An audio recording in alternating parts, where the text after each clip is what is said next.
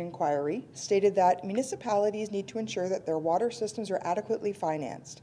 Over the long term, safety depends on stable and adequate financing to maintain the water system's infrastructure and its operational capacity to supply high-quality water consistently. Without adequate resources, corners will inevitably be cut, whether in the day-to-day operation of the facility or in its long-term capital infrastructure. Ultimately, the safety of the drinking water system would be jeopardized. Infrastructure underfunding is not unique to Port Colborne. This is a provincial and even a national phenomena. Infrastructure is not being reinvested at a sustainable rate in North America wide. Port Colborne isn't too badly off. Over 50% of our drinking water system is PVC and is newer. We still have about 40% of our system that needs to be updated. Roughly 80% of that 40 is cast iron or ductile iron water mains. The water mains that we're going to replace on Janet Street and Carter Street this year are cast iron that were installed in the 60s and 70s. Additional consequences, you do end up with older infrastructure. The valve on the left is from the water main project in 2010, and there was actually a hole in the bottom of it when they took it out, and it was installed in the 1940s. Next to it was actually during a sewer project in the 2000s, and while they were replacing the sewer, the water main next to it broke twice in an hour. So, and a lot of times, a lot of our infrastructure is only for one buried infrastructure as opposed to both, and in some cases it does have impacts on the one next to it. Of course, the most serious consequence of underfunding is health effects. North Battleford, Saskatchewan, there was a waterborne cryptosporidium outbreak. There was a cryptosporidium outbreak in Collingwood, and of course, Walkerton. We can't think that because we're not responsible for the actual treatment plant that we are immune from having contamination in our system. A recent study from the National Research Council in the US indicates that a substantial proportion of waterborne disease outbreaks originate through contamination of the distribution system. Even though incidents of waterborne disease are decreasing overall, the ones that do occur are frequently originating in the distribution system. Most of the documented cases of waterborne diseases attributed to the distribution system have been caused by breaches in the physical integrity. So water main breaks during water main replacement projects and even backflow events. So it is important to make sure that everything's done in a sanitary manner, and that the more updated the system is, the less chance there are for outbreaks to occur. Dr. Harudi, a professor at the University of Alberta on the 10th anniversary of Walkerton, and it's important to realize Walkerton has been almost 20 years ago now at this point, he commented on Canadians' attitudes towards paying for drinking water. He said that we've gotten used to the idea that drinking water outbreaks are rare, so why should we care? And he said, we understand that if you don't pay for cable, we can't watch TV, but Canadians don't equate their cable bill with their water bill. Also on the anniversary of the tragedy, Bruce Davidson, a Walkerton resident and advocate, stated, I don't think people think about being a senior citizen under a boil water advisory, where the only way you can get water to your upstairs bathroom is to lift a jug of water up the stairs one step at a time. Also from the Walkerton inquiry, recommendation 45 was that given that the safety of drinking water is essential for public health, those who discharge the oversight responsibilities of the municipality should be held to a statutory standard of care. This was Justice O'Connor's solution to underfunding, was to make this recommendation. And I know I've presented the standard of care to you before, so I'm not going to belabor the point, but ultimately the safety of the drinking water is the owner's responsibility. You can rely on staff, you can rely on experts, but ultimately council and mayor are the ones that decide what funding we get and permit which projects we're going to do. So Justice O'Connor's rationale for the requirement for a financial plan was that as a general principle, municipalities should plan to raise adequate resources for their water systems from local revenue sources, barring exceptional circumstances. He also went on to say that since municipalities own their water system and are accountable for the delivery of water services, and since the benefits of water services overwhelmingly go to local consumers, it is appropriate to expect municipalities to pay for the cost of their water system from local revenue sources. With respect to affordability,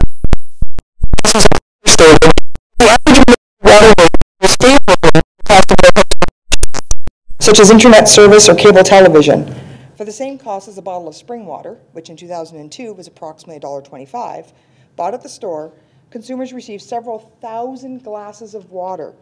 There appears to be room for water rates to rise in cases where consumers are not paying for the full cost of safe water. Now, $1.25 is from 2002, but I have some slides that show how the affordability of our water compares today to these items. So in Port Colborne, these are prices I picked up off on Friday off the internet. So the average monthly cost for a resident here in Port Colborne for electricity is about $116 a month on average. Natural gas is around $73. The internet, and this is from a Canadian study for prices across the country, is about $79 a month. Our sewer charges, and that's for about 22,500 litres of sewage treatment, 22.5 cubic meters, is just under $72. A basic telephone with no long distance on it, just your basic phone, is around $51 a month. Your water is, again, for 22,500 litres, is just over $61 a month. Cell phone, basic cell phone, no data, $40 a month. And because of the CRTC regulations in 2016, your cable and satellite, you can get skinny basic for $25 a month. Now, I know water and sewer, normally our bills are together, and if they were together, that would be the top of the list for a monthly fee. But because this is the water financial plan, and we cannot consider sewer during this plan, just water, that's why I have them broken out. Just to compare price per litre, I put some common beverages in our per litre charge. A litre of wine, and that is Ontario VQA wine, is about $18.65 a litre. Or if you had to have a cubic metre of wine, which is 1,000 litres, it'd cost you $18,650. Beer, again, just a domestic case of beer, $5.04 a litre, or $5,040 per cubic metre. Coffee, again, our standard local coffee shop, $4.28 a litre, or $4,280 a cubic metre. Bottled water, just a 1 litre bottle, $1.99 a litre, or $1,990 a cubic metre. And gasoline, this was Friday's price. I'm not sure what the price was today. It was $1.15 a litre on Friday, or $1,150 for a cubic metre. So going down to the list, you'll see at the very, very bottom is your sewer charges and your water charges. And this is our 2019 rates, and that includes the fixed charges. It's not just the consumption charge, it includes the fixed charges. So on an average month, a litre of water, just water, is 0.0027, or less than a penny, a 20th of a penny. Sewer is 0.0032 for a litre. So your average cost per cubic metre of water in Port Colborne with your fixed charges is $2.70 for 1,000 litres. And your sewer is $3.20. So for less than $6, you get 1,000 litres of water. And there's nothing else on this list that's $6 for 1,000 litres. So again, we did some research, and we looked at the median household income according to the 2016 census. And according to industry best practices, your water should be no more, water and sewer together should be no more than 4% of median household income. So in Port Colborne in 2016, the median household income was just over $57,000. The annual water wastewater bill in 2019 rates, with your fixed charges and consumption, is $1,615 for the year, or 2.81% of our median household income. Our neighboring municipalities, Welland and Fort Erie, their median household incomes are fairly similar, and their percentage of median household income for water and sewer is just a little bit higher at 2.86 and 3.07%. So you can see that water is very affordable in Port Colborne. And I'll pass it over to Peter for his part.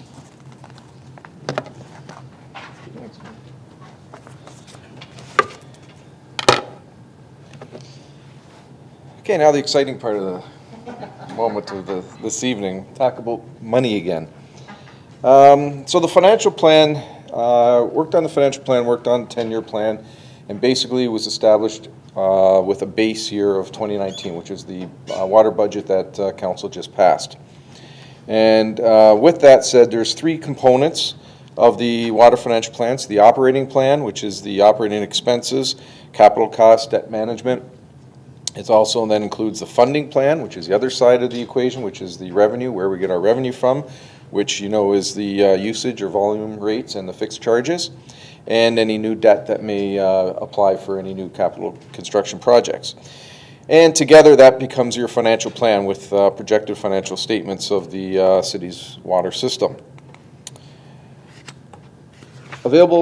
Achieving financial viability is what Darlene had mentioned, and that's a combination of cash inflow, so cash coming in, and cash going out. So the operating cash flow includes both projected excess of revenues over expenses, and the allocations, any allocations to debt reserves, capital contributions, which may not be expended in any particular year. Financing transactions include the proceeds from new debt, which we've seen in the past, and the repayment of that long-term debt each year plus interest, and we do have that in the water system. Capital transactions include the purchase of new capital assets, so all your water mains, your water hydrants, and so on. And any balance of cash at the end of each year would be monies that would be available for future capital expenditures. So basically that is sort of the flow of how the water financial plan takes effect. So the operating plan is there to provide safe drinking water in the short and the long term. And as I mentioned, it includes the operating expenses, capital costs, and debt management. So going further, the operating plan. So the projection from 2019's base budget to 2029, the operating expenses are projected to be around $5.1 million in 2029 over the next 10 years. These operating expenses exclude the capital components, the allocations to reserves, any debt that we may be paying for debt interest, and they're going to approximately be anywhere between $3.9 million next year to $5.1 million in 2029. The operating costs are projected to increase by 3.6% in 2020, 3.9% in 2022, and 4.2% in 2027. The balance of the years are about 2.7%, so under 3% increase. So we're looking at anywhere between 3 and 4%, but the majority of the ending part of the years will be around 3%. The reason for some of the larger increases in the earlier years is due to staff increases, which are proposed. And in 2020, it's being proposed that a summer student be brought on. And it will also cover the balance of the 6 months of the water operator that we approved in 2019. So if you remember, we cut the budget a bit in 2019 because we weren't hiring the water operator until halfway through this year. So in 2020, we have to pick up the balance of that staff person. With that said, in addition, in 2021, we're looking at adding a temporary water operator, and that would be similar to our parks temp and our roads temp, temporary person, and that would be from April 1st to October 31st. So that's included in this budget or in this forecast. And there's an addition of another water operator in 2022 and in 2027, and that's in anticipation of continued changes in legislation. When we're looking at the operating plan in this 5-year plan, the one thing you have to remember is that it is a forecast.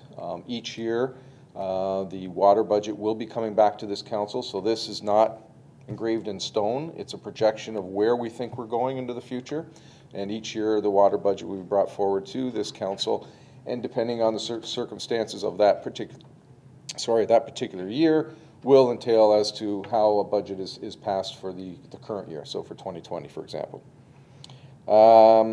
Water purchases, again, are from the Niagara region and historically make up about 50% of the total annual operating costs, and we're predicting that they will be anywhere between 2.8 to 3 million cubic meters going forward. The estimated unbilled or unaccounted for, as you say, water purchases are set in this particular budget anywhere from 35 to 38%, and Chris is going to speak to that at the end of this presentation as to where we're going to make that number better. In addition, operating expenses were increased anywhere between 2 and 3% over the 10-year period. With regard to capital costs, so capital costs, as you see in the graph, there's Majority of the costs are for water main replacements. We do have in 2020 the estimated replacement of the bulk water station by the animal shelter. And then also there's, in the orange, you'll see some replacements for fleet and equipment, so vehicles and equipment, and then some small replacements of fire hydrants over the years. And in 2019, you see that there's the water meters that we're going to be replacing, we're putting in place, which are the industrial water meter pits. The plan does accelerate the city's water main replacement program, and by increasing the annual capital expenditures to $750,000 in 2020, and increasing over the 10 years to about $900,000 in 2029. So you'll see the progression of the funding that will be going into replacement of the water infrastructure.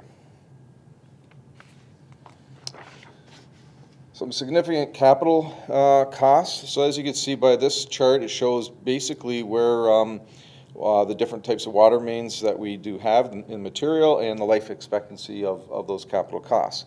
So significant capital infrastructure investments are required over the next 10 years to address our infrastructure deficit, which we talked about at the budget. Over 36 kilometers of water mains are well past their life expectancy, and based on industry standards, with another 2 kilometers of water mains reaching their life expectancy in the next 10 years. At 2019 prices, that equates to about $36 million.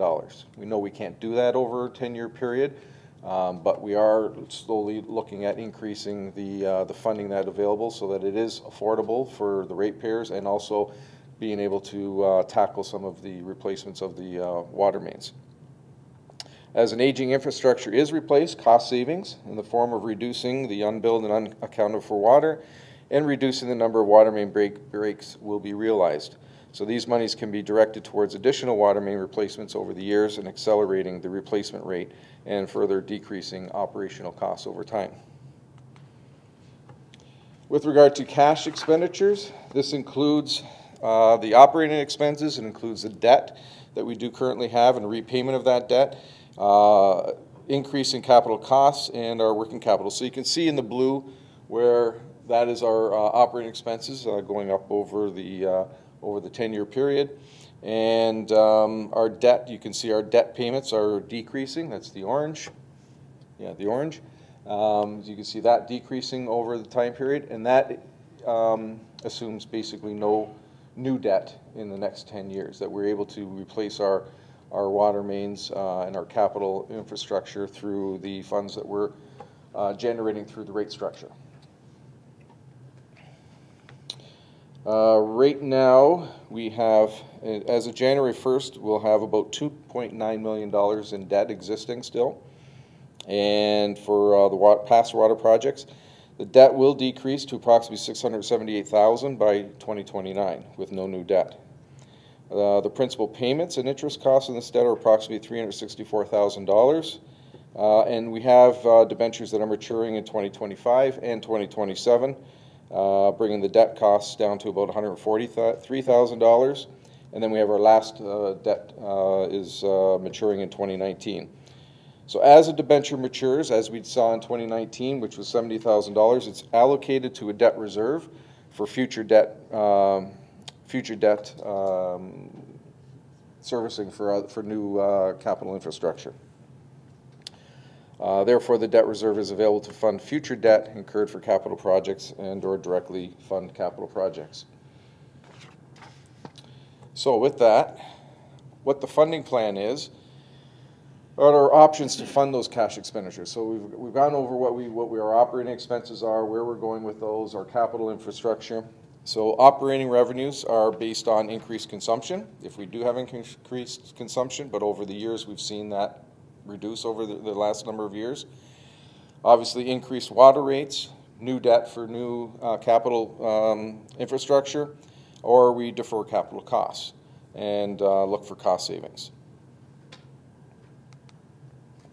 So our water sales, with regard to our water sales, we could see that our consumption has gone down quite a bit in the water sales, but you'll notice In 2013, 2016, there were anomalies. One was high, one was really low, so it was sort of out of the norm.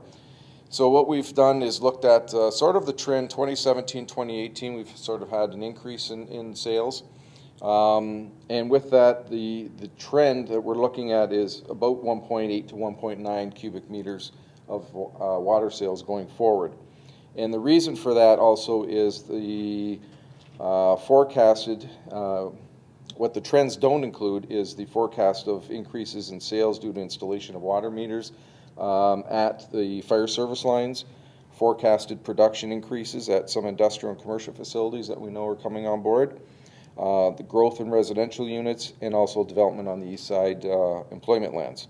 So these are all variables that we've forecasted it to occur during the period of this financial plan over the next 10 years.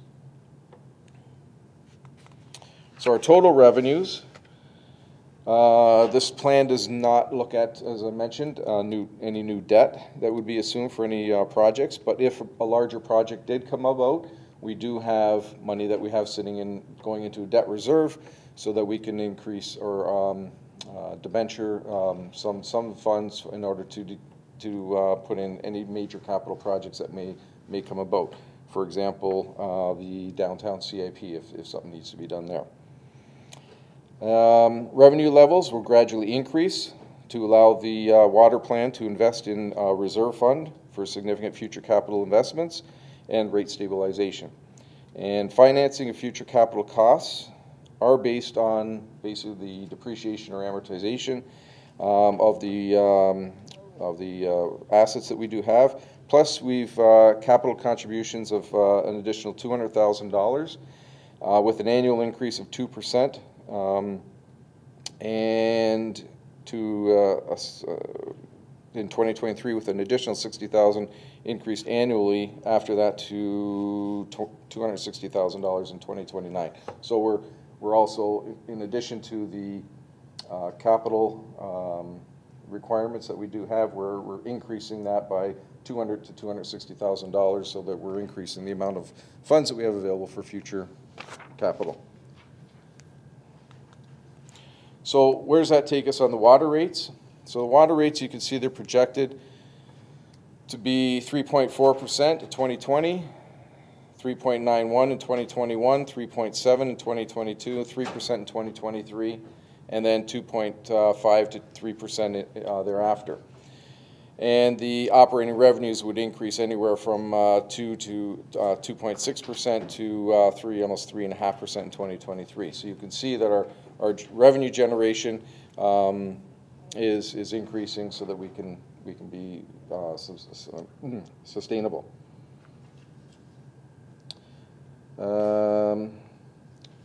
So again, it's important to note that the projections are in fact projections. They will be reviewed each year, and actually I'm recommending that probably in 3 years' time that the financial plan be reviewed again, and if there are any major changes that have taken place, that then we can always come back to this financial plan, update the financial plan going forward, so that we're always using up-to-date information as to what's going on within the municipality on its own. Water rate calculations are based on the projections of revenues and expenditures in the plan. Costs have been allocated to both the usage and fixed charges to determine the rates to customers. The costs can be allocated differently between consumption and fixed, although our past practice for the city is to allocate capital costs, capital and debt reserves, debenture costs, and any unbilled water purchases to the annual fixed charge, so that we're, as I mentioned in the last budget meeting, the difference between fixed and variable, and majority of our costs are fixed. So what we do have is our annual fixed costs are around that 50% mark. So achieving financial viability, you can see that in the red is our cash receipts, the blue is cash expenditures. So you can see that in the first few years we're using cash that already exists in our reserves. And then come 2024, you can see that the cash receipts are exceeding our cash expenditures, and that's where funds are going into the reserves for capital replacements. So you can see that we're moving in the right direction of having a good positive cash flow.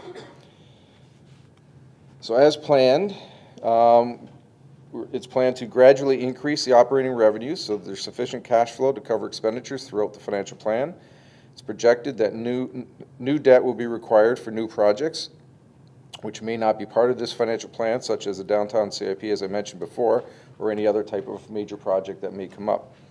And any one-time funding and new debt will be accounted for the new projects, which at this point are not anticipated. The revenues that we are anticipating in this financial plan are covering the costs of our capital infrastructure. Expenses include detailed list of projected expenses, including operating expenses, interest on long-term debt, reserve allocations for debt, and capital and amortization. The operating system will allocate unexpended capital funds to the capital reserve, as it is the intention of the plan to undertake capital projects every other year, and construction projects will also reduce cash flow in the year in which they are undertaken. And any funds that are not used in any particular year would go into the reserve for future years and future construction. So what does our financial position look like? So you can see that the orange is our debt, and the blue is our financial assets, which is basically our mostly our water capital. And you can see that as the debt reduces over the years, our capital assets are increasing over the years to provide us a good financial position. So what else we got here? Okay. So what's expected? The achievements of the financial plan are to maintain service levels, not rely on long-term debt to finance capital projects, as the system and the financial plan does provide enough funds for capital projects. Provide a safe drinking water system, achieve full cost recovery, which we are at, and achieve sufficient cash receipts to cover the annual cash expenditures and allow the investment in capital and debt reserve funds for significant future capital investments and rate stabilization. That's the crux of the whole financial plan. And that will create financial viability for the water financial plan going forward. And again, it would be up to this council on a year-to-year basis to revise that, the budget going forward, which then will revise the financial plan going forward. So in summary, the financial plan is a living document, and it's going to require regular review and update, as I mentioned. And it's the intention of staff to regularly review the plan for internal compliance, performance measurement, adjustment, and revisions if required, and to ensure absolute performance congruent with the OREG 45307 and the Safe Drinking Water Act. So consequently, this plan can be considered to be a work in progress even after its adoption tonight. So we're looking for council to adopt this financial plan. And again, it's not a plan that's written in stone. It is a plan that is flexible and will be flexible on a year-to-year basis going forward. And I'm going to turn it over to Chris just to give an update on the types of things that are being done right now to improve the water financial system. So, I don't think so, do they? Oh, wait a minute. Yeah. He may answer all your questions. You're so hopeful, Peter. Well, since water's on everybody's mind this evening, I wanted to take this opportunity at the end of everything to sort of give you an update on what staff has been doing. We realize that water and water rates in particular are a hot topic as far as all of council is concerned. And we wanted to reassure everybody on council that it's also a very important issue with all of my staff. We've had a number of successes in the last few months, which I'd like to bring forward. Some of the numbers and details on that, and I will allude to those. Just as an example, in the past 3 or 4 months now, we have located and done repairs on 26 curb stops / services to homes. And in that process, and it should be noted that all of those leaks and repairs have been found on the homeowner's side. We've replaced and done repair work through investigations on 8 hydrants that we found that needed work. Those have been subsequently repaired. And we've also very ambitious program on staff's part, is that we were able to complete 1/3 of our quota for valve turning this season already. And the positive side to that is that, and not just in turning those valves, but we're also checking for leaks. And if we do come across any, then those are being repaired as we find them. So those are all positive actions that staff has been undertaking. We've also done a rethink within house and addressed our water main flushing program. And currently, we've reduced our monthly consumption through this program by in excess of 7,000 cubic meters a month, which is approximately 1.5 million gallons for those who don't speak in metric. We've done this with a great deal of credit to staff without having any negative impact on the quality of the water within the system. So we've actually reduced the amount of water we've used in the past to flush the system to make it safe, but still maintain the quality of the system and its function. So that's a huge savings for us as well. We have increased our staff complement thanks to the funding by council with the budgets, and we should have a full complement on board by mid-2019, which will be very beneficial in helping us to continue with our maintenance and repair programs as they go forward. There's another thing that we have done in-house and with the help of the communications group that's now functioning for the city. We're increasing on a regular, almost hourly basis, the general communications to the public. So when we have any activities going on, work status, the status of the system in general, any maintenance programs, we're communicating those now through the communications office here at City Hall and getting that all out in all the publics in all the different sources through Twitter and Facebook and everything else. And we found that to be a very positive influence in the interaction between us and the public. We've done a couple of other initiatives, specifically with training. We've gone into a number of training for staff, and not just for our staff, but we've partnered with a number of other municipalities in Niagara, particularly Fort Erie, Welland, Grimsby, St. Catharines, Lincoln. And what we've done is we've shared costs on that training with those municipalities. And just in the last few weeks, we've held a number of teaching and learning and instructional sessions at our operations center, which has been a huge benefit to us, as well as all the other municipalities. And we've been doing a lot of, what that does too is it allows staff to network and exchange ideas and thoughts and what other people are doing or what worked and what didn't work. So these are some of the other things that we've done moving forward. And also, it's just culminated in the last few days, but over the last month or so, staff's been diligent in trying to determine how we were going to go about finding our leaks. So what we've done is we've invited in a number of professionals in the field of leak detection. We have 3 current proposals on the table that have been submitted to us with dollars and cents, and we've made a decision as of basically this morning. We're going to be proceeding through with a complete analysis from one of the companies, which will give us a complete sounding of all of our system, including they'll be able to pick up any leaks on private services. They will then be able to correlate those and tell us where those leaks are so that we can get on those right away. And we are also entering into a pilot program with a company called Mueller and Ecologics, which are essentially leaders in the industry with regards to leak detection in a number of areas. And they are bringing I've actually mentioned this to a couple of the councilors and the mayor that have been talking to me on some of the things in the last probably 2 or 3 days. But that system, we're going to do a pilot on that for 3 months. It's actually very unique. It's a new technology that's only been out for a very short time. And it actually has sounding/sensing equipment that attaches to the hydrants. And we can do a pilot project with that. And over a month's time, it'll do a sounding on those hydrants and tell us if there are any leaks or any indication of a leak within that area. If there is, then we can correlate that and then fix those leaks immediately. And then the intent is to move those through all different sections of the city and eventually on an ongoing basis continue that. So in the proposal that's been given to us, they're going to do the pilot project up front. It's actually pretty interesting how they do it because it downloads through Bluetooth. The data goes to the cloud, they analyze the data, and they can tell where the leaks are happening, and then they can send us back a report at the end of the month and say, okay, here's where you have to go and look. So this is something we're going to do forward. The intent is, and the really good thing is this is all currently covered under the existing budget, so we don't have to come back to council for extra funds.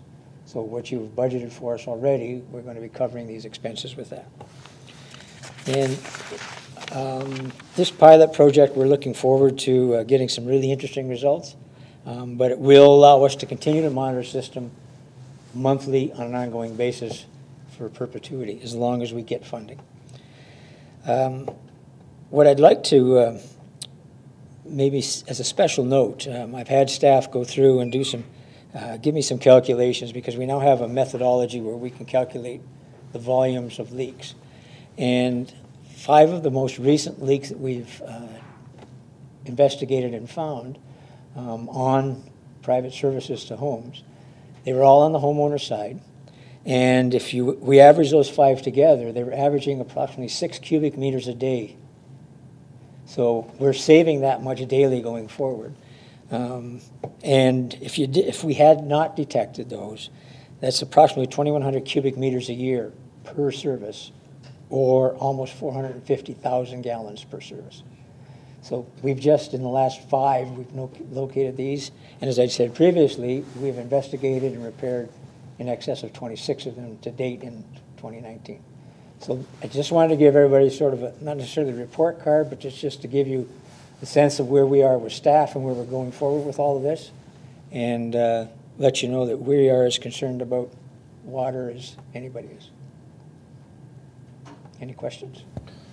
Christopher, I mean, like the 9 of us sitting here could say, nothing ever comes fast enough, but boy, is this fast. And through you, Chris, to your staff, and Darlene, Peter on the financial side, no, staff, they're right here, all 3 of them that are here this evening. No, I mean, our hats, and my hat is off to you guys, because you know, this is something that is a sticking point with this council, and going forward, we wanted to get this fixed as soon as possible. But I think you're way ahead of a curve that we maybe thought you would be at today. So, again, thank you guys. Appreciate it.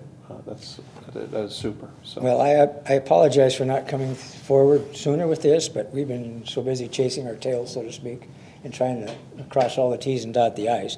But we've actually had a chance to huddle and recoup and figure out where we're going with this. So I thought this would be a good opportunity to report on this. And I don't think we were expecting it to come anytime sooner. It was we weren't really sure. I mean, originally we were talking. So no, it is good that that you give us that Q1 report tonight. So with that, questions from council. Councillor Bruno. Thank you, Worship. Chris, I just wanted to not only thank you, but in talking to you today about this, I think the icing on the cake is still, wondering if you could tell council if there's sort of 5,500 urban water services here, and I don't know, maybe 1,000 of them are new or been updated. Like this new company and this technology, how long will it take to get the data on all the urban water line? Through you, Mr. Mayor, to Councillor Bruno. Actually, in the first program that we're going to undertake with a company called Canadian Leak Detections, they have put a proposal on the table for us. They are going to do a complete analysis of our system, and it'll be, if I remember right, it's $20,000. And that will be done in its 20-day period. And so they will get back to us then with a complete report on where they have determined where leaks may be, and then my staff can then work on repairing those as soon as possible. Fantastic. Great. Councillor? I had a question, either whether it's Peter or Chris, to ask 2 things, and they weren't in the large document in the report, but they were kind of in your preamble, Peter or Chris, in the report. One was, I was concerned that at $750,000 a year now, moving to $900,000, that's with no adjustments over the 10 years, just the current plan. After 10 years, using a 2% factor, is really in 2029 still $750,000 worth of buying power. And I would argue that it could be less because you're looking at 2%, and if your construction cost index was, say, 3 or 3.6, I think it is right now, my concern is that that doesn't keep up just with the inflation. So I don't know if one of you wanted to address that. And further to that, it also doesn't account for, I mean, I think checking with Chris today, and my memory confirmed from the water rate, is that the capital that we had put aside for this year has been eaten up by the extra we've had to pay for the region. So if you can't, you know, if one of those or more than one of those events happens during that 10-year period, it even mitigates negatively to this projection. So I'm wondering why you would have only chosen 2%. I'm not trying to look to see us pay more, but I want to be realistic that we're putting enough at capital. So I don't know if one of these could speak to the 2% number in the forecast. Peter? Through you, Mr. Mayor. It was actually anywhere between 2 and 2.5% increase throughout the 10-year period. But it also, that's the $900,000 or $750,000 to $900,000 is the capital component side of that. But it also includes another $200,000 to $260,000 of it's sort of a rate stabilization if it's required. If not, it's part of the capital contribution. So it could actually go up to almost $1.2 million in 2029. So that buffer is sort of in that rate stabilization component that's in the financial plan. But is it fair to say, if I could, Mr. Mayor, that so the 260 this year plus the capital component was used to pay the region for the excess leaks? In 2018's yes, year? 18. 2018, there was a small, yes, there was a small component of the capital that, yes, there was no capital works done and basically balanced the year with the increase in the costs overall, so the deficit, basically, the water financial plan. But that is not something that is anticipated to continue. And if it does continue, then we basically have to look at the plan and alter the plan as we move forward. Okay.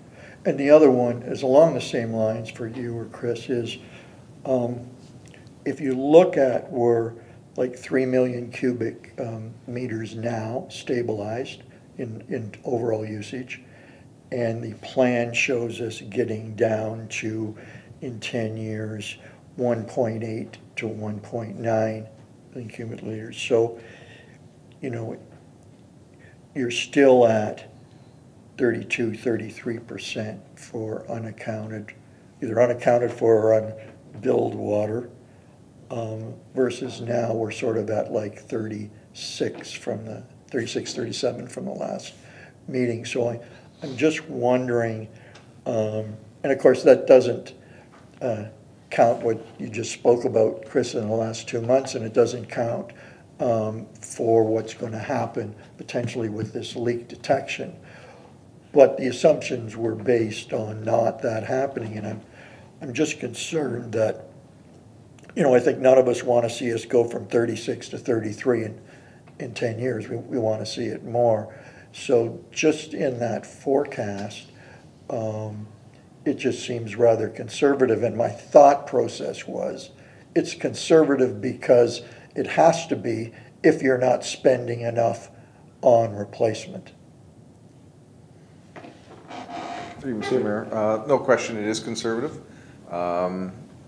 You're not going to want to, and it's conservative on the unbilled being a little higher percentage, and with the assumption also that with the changes that are going to be taking place and the things that the staff are doing, that it will reduce that and reduce the amount of costs that we do have, which means, which will translate into savings within the budget, which will then translate into more capital funds being allocated to infrastructure improvements. Sure. And that really is the reason why of keeping some of the numbers at the higher level going forward, in the anticipation that those numbers actually will get better throughout the 10-year plan. And again, that's why I had mentioned probably after 3 years, 2 or 3 years after this plan is in place and some of the things have been done, some of the numbers then may change and hopefully will change for the better. And then this plan can be updated again at that point in time based on the new information that we have, which may change some of the forecast numbers going forward. And that'll also help in keeping the financial plan more up to date as you're going forward, and help in the next time that a 10-year financial plan is due. We may be beyond that, where we'll have another 10-year financial plan, so that we're not at the point of the renewal license coming due at the same time. So this can be changing as we go along, and it should change as we go along. And as I've done over the last 10 years in keeping track when the budgets are brought forward to this council, in comparing where we are, why we are, compared to the financial plan, how close we are to that financial plan, which over the last 10 years we were pretty close to being bang on with the 10-year financial plan. Things are changing right now, so this financial plan may not be as bang on, but that's why I think it will need to be probably reviewed in probably a 3 or 4 year period, maybe even sooner, depending on how fast things change.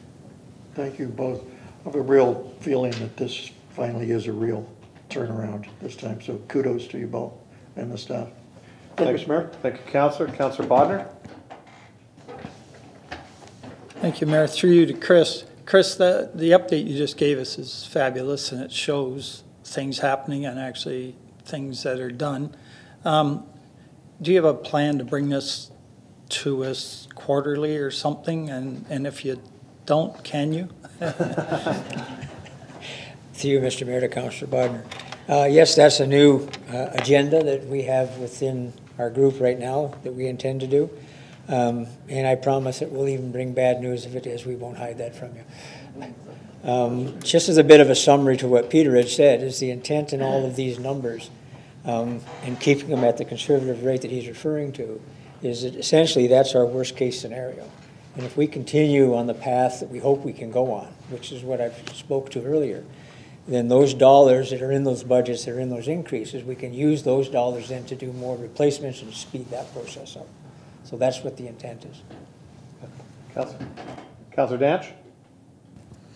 Sounds like the push is on in water, and that's a great thing. I hate paying the region for something we don't get.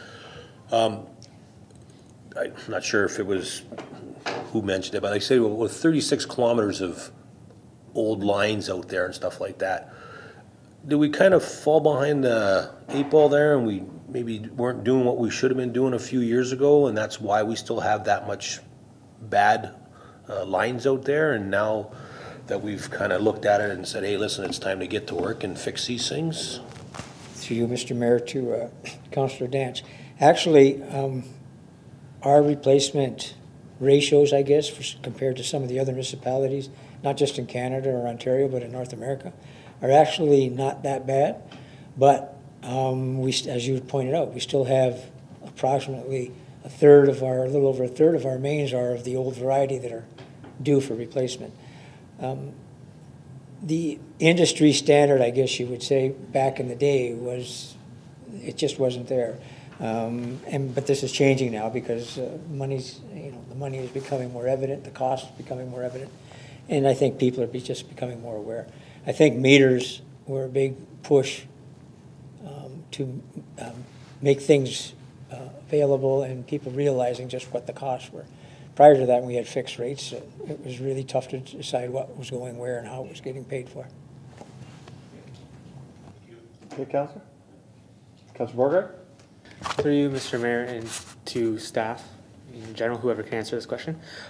In the report, it is stated that 4% of your income going towards water is industry practice or standard. Port is currently at 2.81%, according to the report.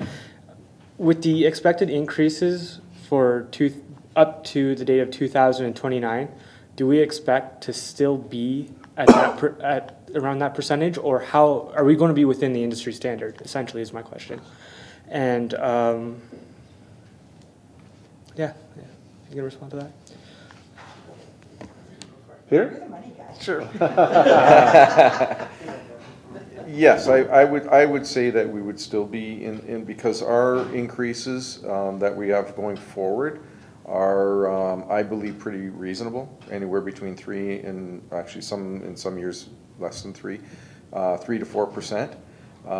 Where you're seeing some of the other municipalities right now are coming in at 8% and 6% and of their water rates because I believe they're trying to play catch up. We've done that. And I think going forward, if we can keep our increases anywhere between 3 and 4%, then I think you're still going to be within that affordability going forward.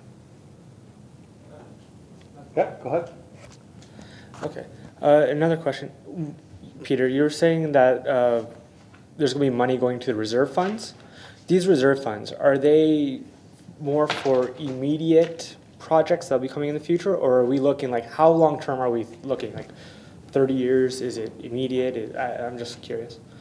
Yeah, through you, Mr. Mayor, the reserve funds are basically, we have funds sitting in the reserves right now, which is basically we budget so many dollars a year. We may not spend all those dollars in any particular year, and what the plan has always been is that the engineering department would design one year and then build the next year. So whatever we're designing this year, the funds that we've set aside for capital projects would then be put into the reserve. And so basically then you have 2 years of funding to do the actual construction in every other year. And if there's projects that are either pushed off or come under budget, whatever surplus funds are, those will continue to be in the capital reserve. If any major projects do come up that's over and above the annual replacements, for example, building, the east side employment lands, for example, once that comes into play and we have to build there, then there's going to be debt that's going to be assumed in order to make sure that those bigger projects get done. So we also have maturing debt that goes into reserves for future infrastructure. So if we have to do major infrastructure projects that's over and above our annual, then we have money into the reserves that would be able to not affect the tax or the water rate, but we use those funds in order to pay for the debentures for those particular projects. So those are your reserves also going forward. Okay, Councillor. Great. Councillor Demery? Thank you, Mr. Mayor. Through you, Peter and Darlene, I just wanted to thank you for putting together a report that was clear, concise, it was very easy to understand, and I really do appreciate that part. And it just, it left me without even the ability to raise any questions, so that was a really good thing. And I do thank you for that. Chris, thank you so much for getting on these leaks and coming up with for what looks to be a good solution. I know it's been a long time coming, and past councils have often requested it, but the time just wasn't right. It is now, obviously, and I'm really glad to see that moving forward. So again, I thank you, and I look forward to the reports, and no bad news. So I want all the good news, right? Thank you. Thank you, Councillor. Councillor Wells?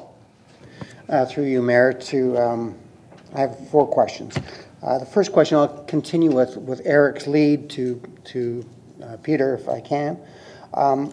We have a practice of utilizing matured debt to help the reserves on this here, and we're looking at $70,000 of matured debt that we're going to put toward our reserve, or in the reserves, and draw out of the reserves for this project or for this plan. And then in 2025, I believe, in 2027, we're looking at more mature debt that's going in there. Is there any way we can lock that in? Because obviously this is a very significant, important plan that we have to put in place to protect our water, to get our water to where we need it, to sustain it, to make it affordable. Is there any way we can lock that those reserves in now for this plan? Peter? Through you, Mr. Mayor. Yes, they are locked in. So the debenture that matured in 2019, so that $70,000 is in the budget and will go into the reserve every year until we need it to be to debenture another $1 million or $1.2 million, depending on the interest rates at the time. That $70,000 will pay the debenture or that debt going forward for the next 20 or 30 years, and be able to do a project worth $1 to $1.2 million.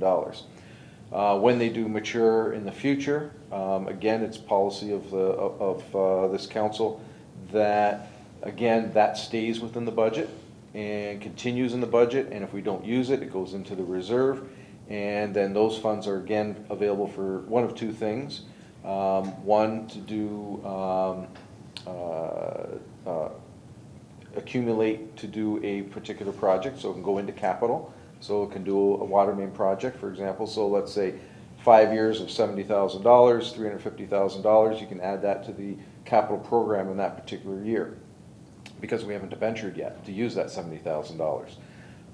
And when it comes up in 2025 and 2027, then those dollars that I think go up to $200,000 would stay in the budget and would be there and locked in, so that we're not reducing the water rates and we're not increasing the water rates based on that. Those funds would just continue to be there, just like in the general levy, so that you can do those larger projects that may come up in the future, or it will speed up the process of some water main replacements that may need to be done. And just a clarification, maybe on locked in. I'm wanting a little bit tighter lock on that one. What I was referring to is, so we have a debenture that's been maturing in 2019. I don't know what debenture is maturing, but if that was, I don't know, debenture 6680012, can we not just lock that definitely into the plan, that that debenture is going to be specifically not going into a large fund, reserve fund, but specifically go directly to that plan, so that it doesn't get used anywhere else in the future? Through Mr. Mayor, it won't be used anywhere else because it's specific to this water plan. It's specific to water. We can't use those for the funds that are raised in the water plan for anything that we would do in the general levy, because it's very separate and distinct from the general tax levy funds. Okay, Councillor? Perfect. Couple other little questions. One was on the for Chris, if I may. Chris is doing an excellent job with his staff in regards to getting our own house in shape. I was wondering if there was any intent to go beyond our system into the region system, because I understand and learned today that the region does not check their system for leaks. And even though we might have checked our own system and know our own system is not leaking, their system may be leaking. Can we, does that expand into the region's leak detection? Chris? Through Mr. Mayor to Councillor Wells. Our intent is to get our own house in order first, as you had stated, but we've had some preliminary discussions with regional staff, and we'll have to have continued discussions with them. There are some technologies out there that can be used on these large trunk mains, and we will have to have a further talk with them over time and see what we can do as far as, not just from the staff side, but then have them come back to council. Councillor? Thank you, Chris. One other question, and I'm not sure if it'll go to Peter or Darlene. Within the report, you made reference to cost savings. Can you put any magnitude to the cost savings that we might expect through this program, through this plan? Peter?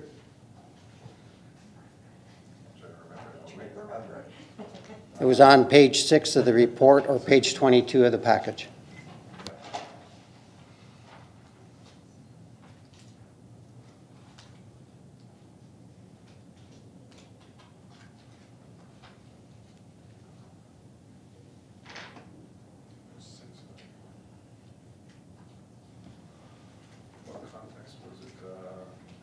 Paragraph right under the chart on page 6.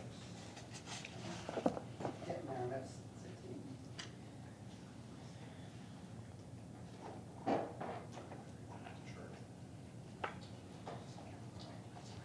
So it says, right at the bottom of the paragraph, under the table 2.2. The increase in capital allocation will not only benefit the city by ensuring the infrastructure remains capable of producing water of the highest quality, but also enable the cost savings to be realized.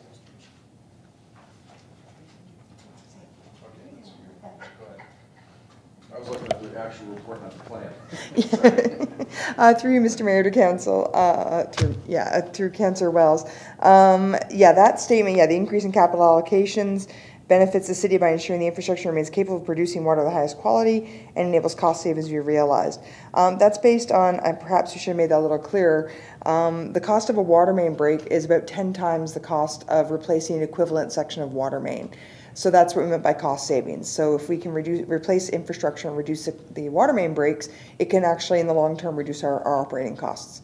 That's what we meant by that. Okay, but we can't, we haven't put a magnitude to that. We don't have a number that we can assign to that. No. Okay, that's fine. Okay. Thank you. All set. Thank you, Councillor.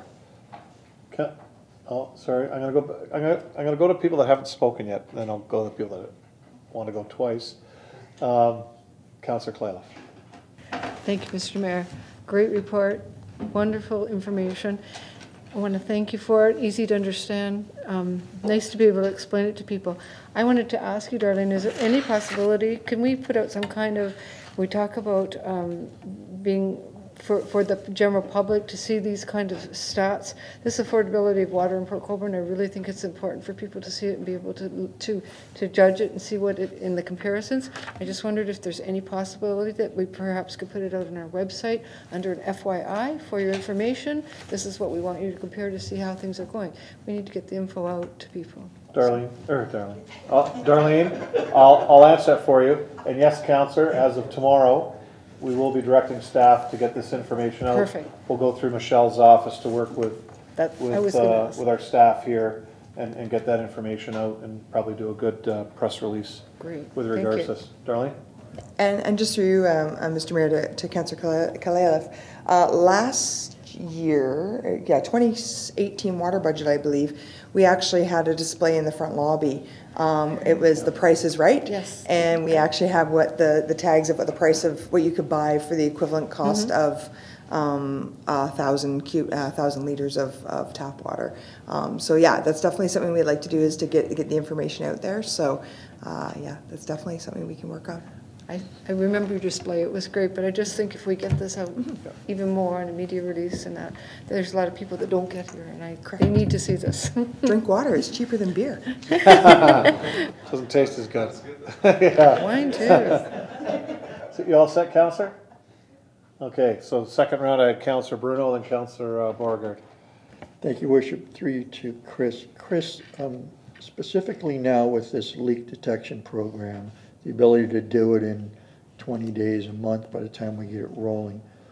When you identify those leaks, and I'm thinking particularly laterals, whether it be from the main to the curb stop predominantly, can you ensure that our current projected paving and concrete sidewalk repair be either delayed, or that the analysis, if it picks up, like if you're going to redo the East Village because of all the work done there, I wouldn't mind the East Village being done first with the leak detection program in case there's lateral leaks there before you were going to resurface, rather than resurface or re-sidewalk and then find a lateral leak. And that bleeds through whatever your 2019 paving and concrete repairs are. Chris? Through Mr. Mayor to Councillor Bruno. That's definitely what we were entertaining. The logistics and all of that, sorting it out, is between my staff and myself. But we have a number of areas. We also have our regular resurfacing program. So those will all be taken into consideration in what comes first and how we react to it. Okay, thank you. Councillor Beauregard? Through you, Mr. Mayor, to Darlene or Peter. This is mentioned several times in the report over again, and so I just want a little bit more clarity on it. It says that no debt is forecasted to be used to fund capital expenditures. However, should the downtown CIP be completed the next decade, this financial plan ensures that debenture reserves will be in place to permit the wastewater portion of the CIP to be debentured. So I had trouble kind of understanding what that means. Peter? Through you, Mr. Mayor. So the fact that we're accumulating $70,000 a year in the budget to go into the debt reserve, again, it all depends on what projects may come up that's over and above the normal replacement. So if there's, whether it's a downtown CIP, could be another project that may come up in the near future that will anticipate doing a larger project in a debenture or a debt issuance for that particular one. So we can, at this point, with the $70,000 that's in the budget right now, that's going into the debt reserve. So we have $70,000 every year, which means we can borrow anywhere from $1 million to probably $1.2 million, depending on the interest rate and the length of time of the debt. And that $70,000 will be the repayment, annual repayment for principal and interest for that particular debt. So that could be a new service that goes in. It could be something that's found that staff find a major water main break and they look at the piping. We'd have to do a whole replacement. All depends on the circumstances. Those are the types of things that you really can't determine in a forecast and water financial plan. But if it needs to be, then we do have some funds available in order to do that. And one of the examples was the downtown CIP. But there may be other projects that may come up over time that we may have to jump into. With that said, what also could also happen is if you have, let's say, more than one project that's over and above the $1 million that you need and the $70,000 to cover, we still have room within the current capital contributions, annual contributions for the water plan, that you could debenture another $1 million, and you're only using $70,000 of the $750,000 annual amount that you have for replacement. So, so depending on the type of project and the length of the project or the size of the project, this plan could still sustain that. And also, Councillor, whatever may come down from higher tier levels of government, programs that come out that all of a sudden we've got some money that we can apply for. So with our money, their money, we can actually proceed with projects. So as Peter said, we may not have to borrow the whole amount. Let's say a $6 million project, we may only have to worry about $2 million of that or $3 million of that. So the upper levels contribute so much, then we contribute the other. So our cost is less for an entire project. So, okay. Yeah. Through you, Mr. Mayor, to Darlene, or actually whomever can answer this one too. So as I was going through the report, I understand this is supposed to be about financial plan, but since we're on water, I came across some of the items in the report, the different types of water main material that exists currently. And one really caught my eye, and I'm sure you may know which one. Asbestos cement. Can someone explain to me what the safety aspect, like, is this safe? And if it is, or if potentially not, is this going to be like a top priority, like the first type of water mains that we get out and fix? To you, Mr. Mayor, to Councillor Beauregard. AC or asbestos cement piping was very common in North America for a period of probably 30 or 35 years or more. It does not possess or cause a health problem because it's unlike airborne asbestos that everybody's concerned about. This is nothing of that. So it has never been deemed by the ministry or anybody else, none of the government agencies, so it's not a health concern. Okay, Councillor Bodnar. Thank you, Mr. Mayor. Through you to Peter, I guess, just to pick up on Councillor Wells's locked-in scenario. a future council, tell me if I'm wrong, could take, right now you're talking about that, those mature debentures going into it.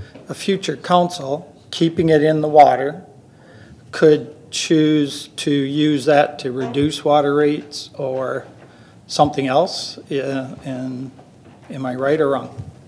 Peter? Through you, Mr. Mayor.